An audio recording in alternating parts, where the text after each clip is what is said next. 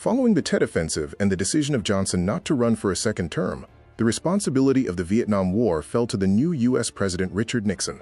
Effectively, Nixon's job was to reduce American involvement in Vietnam whilst making sure that the South was not left defenseless. Nixon's strategy for peace with honor involved three main approaches. Diplomatically, there were official and secret peace talks, and the U.S. leveraged its relationship with China and the USSR to pressure North Vietnam.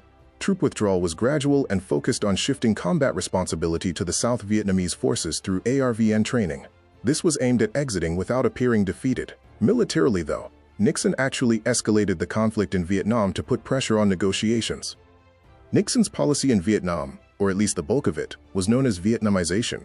His Nixon Doctrine stated that they would still honor any treaties and promises to protect countries from nuclear threat and would continue to provide economic and advisory support, but would no longer commit to using U.S. troops. One of Nixon's first actions was to reduce U.S. troops from 546,000 to 335,000 in the space of 2 years, whilst also increasing the number of ARVN troops from 820,000 to 970,000.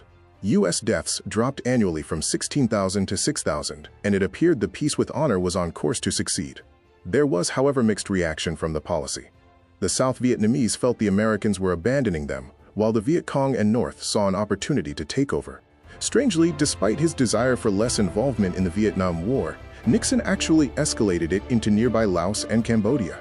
The Ho Chi Minh Trail, which supplied the South with supplies and troops from the North, traveled through both Laos and Cambodia. In 1970, Nixon ordered a secret bombing raid and ground invasion of Cambodia to destroy Viet Cong sanctuaries and attack Ho Chi Minh Trail supply lines, but this was met with fierce opposition from public within the U.S. Nixon couldn't risk that again, so in 1971, when the ARVN wanted to launch an invasion of Laos, the U.S. provided air and artillery support only, which showed clear flaws in the ARVN's ability to fight without the Americans. In 1972, Nixon restarted Operation Linebacker, bombing North Vietnam once again to force negotiation.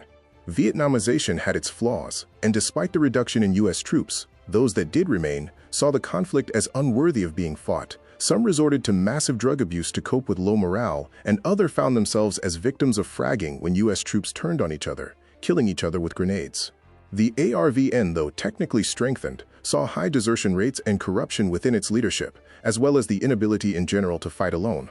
South Vietnam was supposed to remain a non-communist nation in American absence, but the South Vietnamese economy failed, and its leader, President Thieu, refused to negotiate with the North. The ARVN were left with weapons and machinery they were unable to use, and eventually the South fell.